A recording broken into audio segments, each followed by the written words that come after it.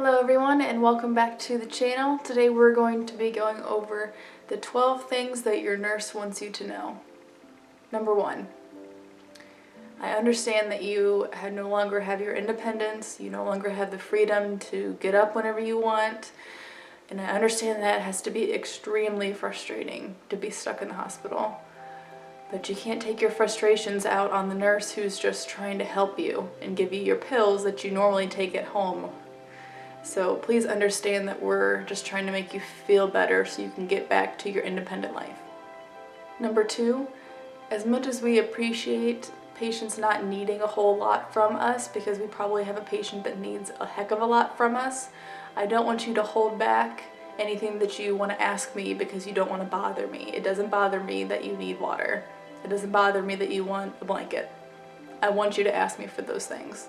It doesn't bother me that you want a Tylenol for your headache. Number 3, I want you to be realistic about your pain, both about telling me that you have pain and telling me that you have an actual number of pain. I understand that chronic pain tends to present not like acute pain, and that someone who's been dealing with chronic pain for a long time won't necessarily show the same symptoms as someone that has acute pain. So even though it may not look to me like you have pain, I want you to be realistic with me and tell me when you are having pain. If you're afraid of narcotics, I can understand that, and you can discuss it with me and the physician about an alternative. Prolonging your pain treatment only prolongs your healing. So it's only going to keep you there longer because you're not going to heal as fast as you would if you weren't having any pain. So I want you to be realistic with me so I can help you in the best way and we can get you back on your feet and back home. Number 4, this is a touchy one, so just hear me out. You may have seen this like on a mug or something and it says, "Don't confuse a Google search with my medical degree." And I understand this to a point. You really shouldn't Google anything about your health because it's just going to tell you that you have 10 different kinds of cancer. So Google's not necessarily your friend in this situation. You have to find the right resources if you're going to do any type of research. But on the other hand, I've seen a rebuttal to this that is, don't confuse my chronic illness with your textbook. A patient that has this disease for many, many years understands, how it makes them feel and how their body reacts to certain things, and so we can't discount their knowledge of how they feel with this condition because they don't use the proper terminology or don't pronounce things right. The patient and the provider really need to be a team working together to solve the problem, not so much one against the other. And we're going to discuss this more in depth a little later. Number 5, just because the doctor says that they're ready to discharge you doesn't mean it's going to happen right away. Especially if you have more than one physician on your team, then they all need to discuss it and they all need to be prepared to say that you are safe to go home. Not just one that says it's okay, they write the order, I print it, and we're on our way out. Sometimes that can happen, but generally it just needs to go through the whole team before you can be discharged. So don't expect that it's just going to happen right away. Number 6, rest is important, but this is not a hotel. I try my best to bundle your care together so I don't have to wake you up multiple times through the night.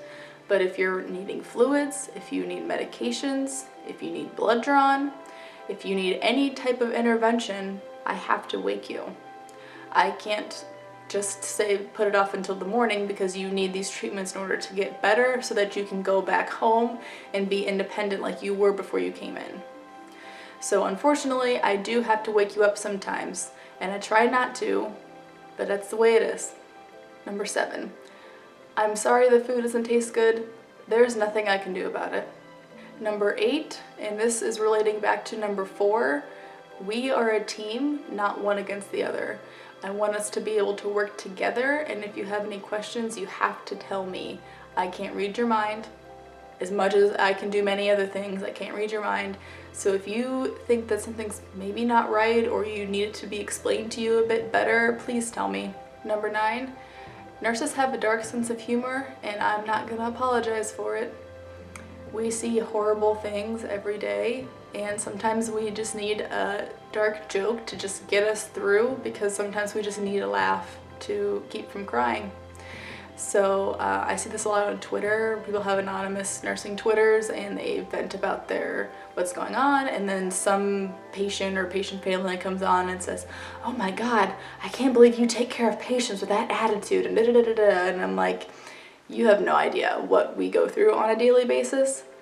And obviously we don't treat patients like this, but sometimes you just vent about the guy who's like, "I have 10 out of 10 abdominal pain," while he's eating Cheetos. Do you have 10 out of 10 stomach pain and you're very nauseous with your eating? That doesn't make any sense. That is just one frustrating point of nursing. So yeah, sometimes we have to vent about issues that we're just frustrated with, but that doesn't mean that we treat patients with that kind of attitude.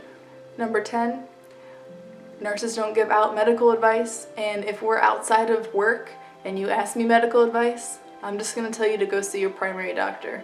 I really don't wanna see your rash. I don't. So if you have a medical concern, you have to take it to your doctor. I can't tell you anything that is gonna help you, because if I do, I'm gonna lose my license. Not worth it. Your rash is not worth it. Sorry.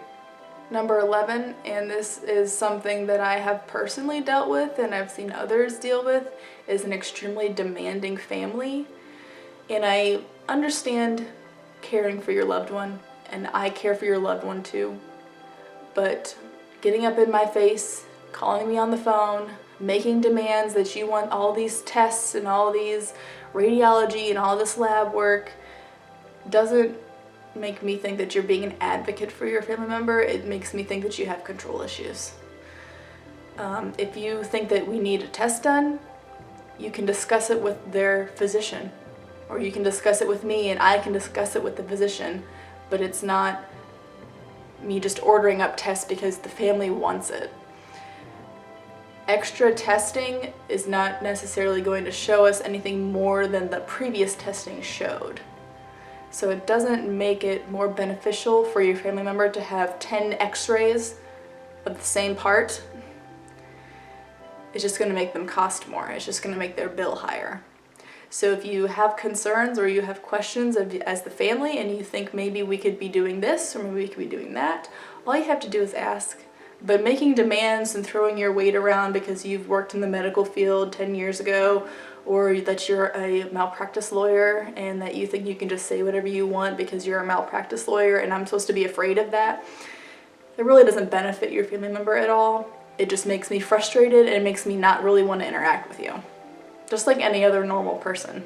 If you go into a grocery store and you make demands at everybody, no one's going to really want to talk to you. And finally, number 12, I love nursing. I love being your nurse. I love being able to care for you. And I will probably laugh with you and I might cry with you. And if you don't make it, I might go to your funeral. I think about you when I go home and I hope that you're okay. And I take people home with me in my mind every night and I worry if I did the right thing. And I worry if I didn't do the right thing. So just know that this isn't just a job for us. This isn't just a clock in and clock out for us. We care about the people that we take care of. Emotionally, physically, we feel for you. We empathize with what you're going through, and we try to make it as bearable as possible. Unfortunately, it's not always great news, and so we'll be there if you have questions, or if you just need somebody to hold your hand. Thank you guys so much for watching. I hope you enjoyed 12 things that your nurse really wants you to know. If you have any additions to this list or any comments, please leave them down below. Give us a like if you thought it was great, and I will see you on the next one. Bye.